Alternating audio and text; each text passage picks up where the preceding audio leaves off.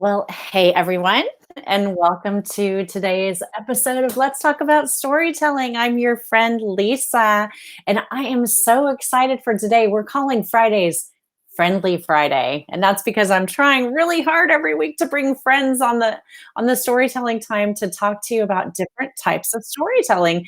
And we have some special friends today who are going to be joining us very soon. But before we dive in with them, let's do what we always do. Let's start with our storyteller's prayer. I'll put it up here for you so that you can take a look at it and say the prayer along with me. And as in all things, we always pray um, for God to bless our storytelling, for God to bless our families, and for God to be with us. So let's put ourselves in God's presence now in the name of the Father and of the Son and of the Holy Spirit. Amen. Thank you, God, for the beauty of this day. Thank you for the chance to gather together with special friends and to meet new friends too. Thank you for the opportunity to share our stories and learn from others. Help us to joyfully live as a part of the best story ever, the story of your love for us. Amen. Well, joining us today are two friends of mine. I have only met one of them in person, I think, but I'm so excited to have both of them with us on the show today as we get ready to talk about something new this week. We kick off a new topic every Friday. And for the next few episodes, we're going to be talking about storytelling through journaling. Do you own a journal or a diary? Don't worry if you don't, because it may sound like a fancy name, but it's actually something pretty simple. It's just a piece of paper and some writing that you put into it. So joining us today are my friends Lori and Ava Ubowski. Let's bring them onto the stream. Hi, Lori and Ava. You're going to be with us live right here. Hi, it's nice to see you guys. Great So good to to see you have you here. too. Let me tell everybody about you. Storytellers have something that's called a biography. That's a big word, but basically it just means the story of the storyteller's life. So let me read you a little bit of Lori and Ava's biography. They are the co-workers of a book called Side by Side, a Catholic mother and daughter journal. And it's a unique journal that allows a mom and her daughter to communicate in new and exciting ways with thoughtful prompts and ideas for you to share your story. Lori is a Catholic musician and she's an author and a speaker, and she leads events all over the country and helps people to worship that way. And she's often joined by 13-year-old Ava. And Ava is also a musician and also an author, and she enjoys dance, volleyball, and marching band. Hi, Lori and Ava. Hey, Hi. How's it going? we're good. How are you? I'm good. I'm good. Ava, are you still 13? Yes, ma'am. How old were you when you wrote your first book? 12? You're 11. 11? Wow, that's amazing. That I want our storyteller friends to hear that, because I think a lot of people think you have to be a grown up to write a great story, but the truth is that you can tell a story at any age, right, Ava? Yeah. So we're here to talk a little bit about journaling and how storytelling can be done through journaling or the keeping of a diary. But Ava, Lori, I'm going to probably ask you a few questions too, but I'm really interested in talking to Lori to Sure. Ava today. I mean, she's more interesting than me anyway, so it's fine. Ava, how did you feel when your mom came to you with this idea of writing a journal together? What was that like for you? Well, it was kind of abrupt a little bit, but because she was like, hey, do you want to write a book? And I was like, sure, why not? But it was really honestly a great experience. It was really fun spending more time with her to write the book, and it was just it was really cool. Had you ever thought of being a writer before that happened? I mean, I knew I was kind of skilled in writing like essays for school, but I never had the thought of writing like an actual book that other people would see. Wow, when But you you were did like write a fifth one or that people sixth did grader see. at the time that happened? Fifth or sixth grade? Fifth. Fifth grade. Probably sixth grade. Sixth grade. Yeah. Did you tell your teacher what was happening? I actually forgot to. And then once she found out, she was like, "You never told me?" I was like, "No, I did." Lori, how did you get the idea for writing this book with Ava? Well, it was really a process of just God really guiding the idea, the inspiration, and it came about with friends, actually. Just a situation where I was telling them a story about something Ava and I were going through just in our relationship of her getting older and, being more involved in her decisions for her life and me trying to foster that and thus not really knowing how to navigate that. So we started looking for those kinds of resources and found that there really wasn't a lot out there for moms and daughters to work on that communication and to journal together, but also incorporate the Catholic faith. So that's really where that came about, just sharing that story of that need we had. And some very talented authors and friends that Michelle and Emily, really just listened and then spoke into that and said, this is something that you have a need for, but others have a need for. And we want you to write it so we can buy it for our daughters.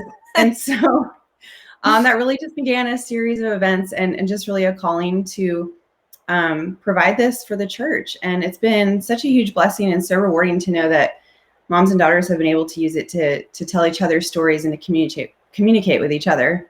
So cool. I don't have any daughters, but I have 2 daughters-in-law. I guess they're like my daughters now. And I would have loved to have something like this to do with my sons, though. So Ava, when you guys were writing the book, what did a typical day look like when you were working together on the project? Well, we normally chose like a specific night normally, and I don't know, it kind of just sat in the office brainstorming, looking up ideas, or more so quotes and stuff. Scriptures. Coffee shops. We went to coffee shops. That was really fun. That was my favorite part. But my favorite place to write. Storytellers love coffee shops. Yes. But we had specific categories in the book that we would come up with. We would develop them. It was really fun. Sometimes we'd have really late nights where we'd snack together, doing a bunch of stuff to keep us focused. Did you, Lori, did you guys, I know when you're a storyteller and you have a book deal, it usually means that you have a deadline too. Did you feel any pressure as far as getting the story done by a particular time? We did. And we had an original deadline and then it got moved up sooner. But being a kind of a perfectionist and working well under pressure, that seemed to work okay for us. That's mostly why we had the late nights. Yeah, but that's the sign of any good writer, as a lot of us struggle with, though. How am I going to meet my deadline? And so I'm kind of curious about, because your journal has prompts in it. A lot of people have journals like mine where it's just, blank pieces of paper, but this is a journal that you ask questions and you answer questions. Ava, did you guys come up with the questions together that you would be asking for people to answer? So sometimes we did come up with ones together, like for the discussion questions with both the mom and daughter, but some of the other ones, like for the daughter section, I would usually come up with my own question.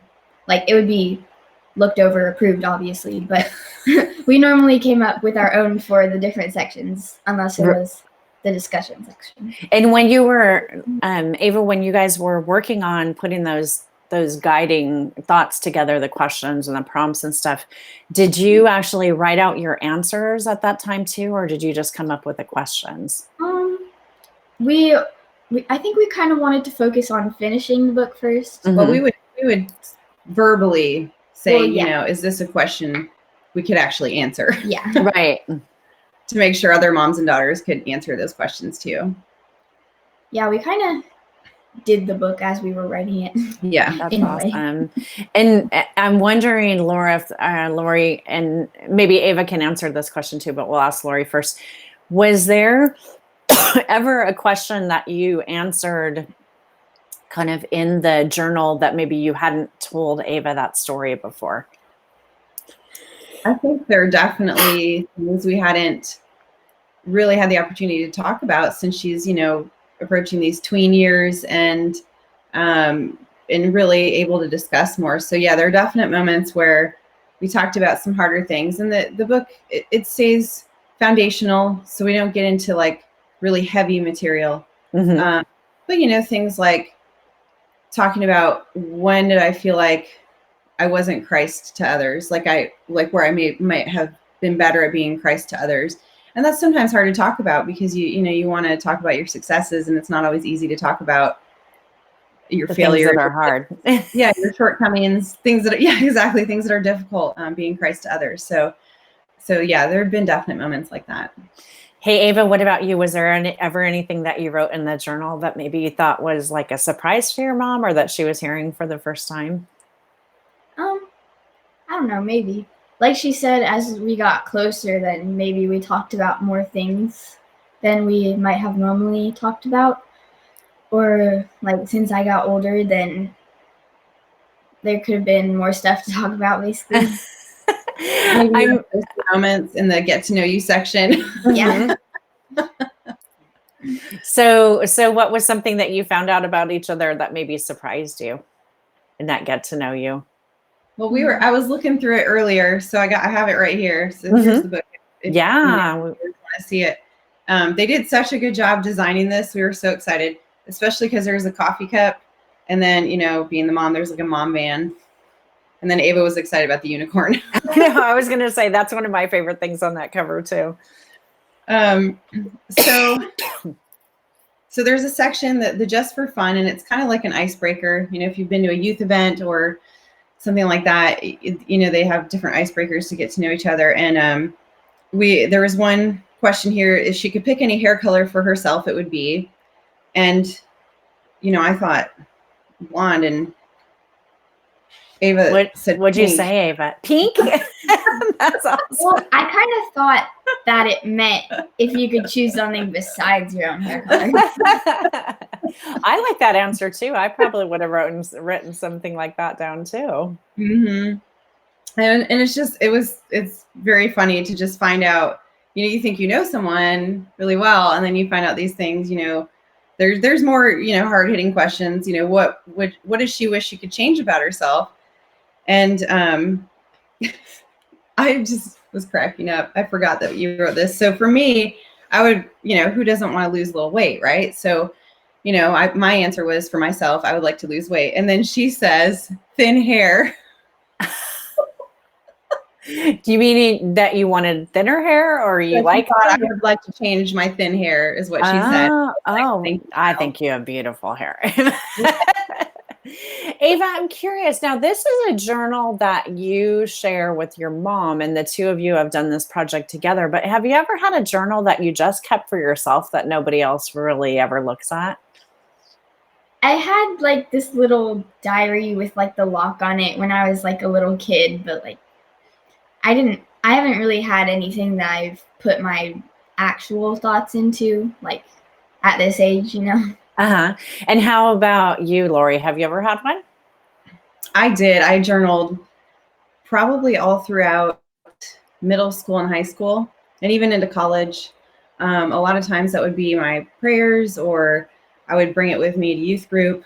So I have a long history of journaling. Yeah, me too. I'd say I didn't do it so much as a child, or at least I don't remember doing it. But for many years now, I've kept a daily journal, and as a writer too, I have notebooks in just about every room of my house because ideas come to me all over the place. I haven't come up with an idea of how to keep track of my thoughts that come to me in the shower yet, but I think somebody needs to invent a shower journal. Yeah.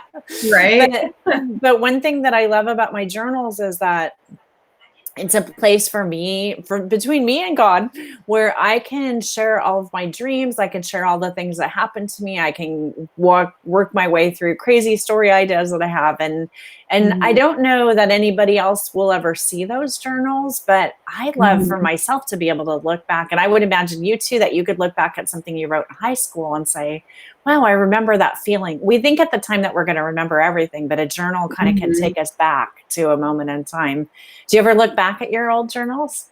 It's so true. And I have not recently, partially because I'm not entirely sure where they are, but I have in past years looked through them, and I think I was just most struck by the things that I so fervently prayed about, and just the cry of my heart at that time, and how, looking back, not to mock my past self, but just to think, wow, that was so trivial. But at the time, it seemed so big to me. Yes, you felt like it Uh, was such a big deal. I'm yeah. wondering, Ava, if you have any thoughts about, we're going through this kind of scary time right now with the coronavirus, and a lot of us are stuck inside of our homes, as we should be, because we're taking measures to protect people around us. But I'm Mhm. wondering if you have any thoughts about how maybe keeping a journal during this time for kids might be something that could help them kind of cope with some of the scariness of what they're feeling right now. Do you have any thoughts about that? I definitely think that writing out your thoughts is a good way to kind of de-stress. Like, it'll help you to process them. And especially with a mother-daughter journal, it'll give you someone to talk about your thoughts with. But even in these times, I say a quick prayer before I go to bed every night. And even if you wrote that down, that'd be good too. But I just think that journaling is definitely a great way to, um, yeah, just process your thoughts I think and make you relax. I think that's a great answer. And Ava, I'm kind of curious about one last thing, which is I know that both you and your mom are musicians. And, when we think about the idea of storytelling, a lot of us think about, using words and writing and books to tell our stories. But I really believe that music is one of the most beautiful ways of telling a story. How do you feel when you're sharing music or singing for someone?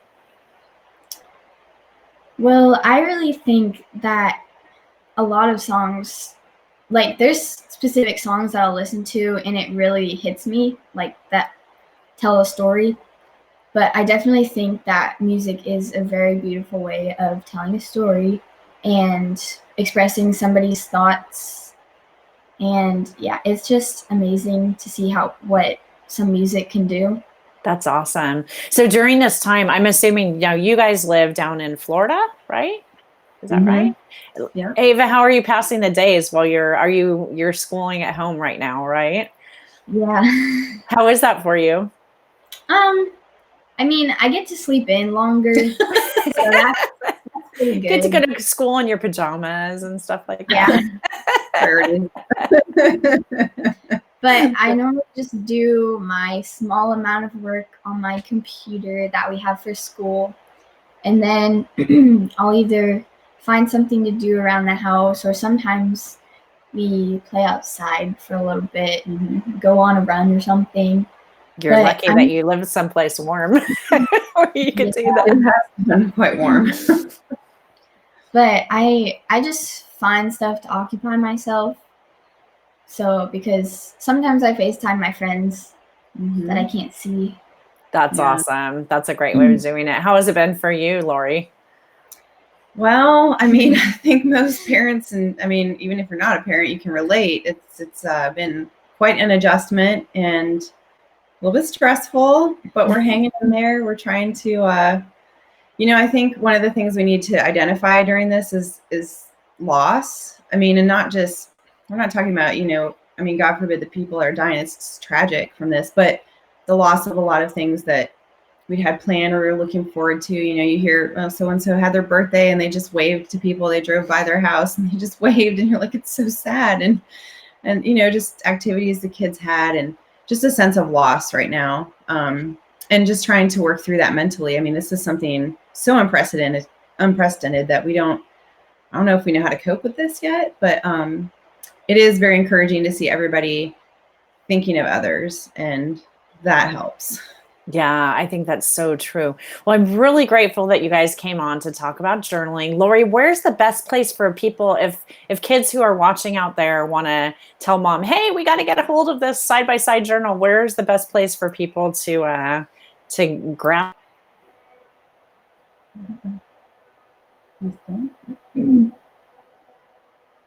So the best place to find the journal is our website, and it's sidebysidejournal.com.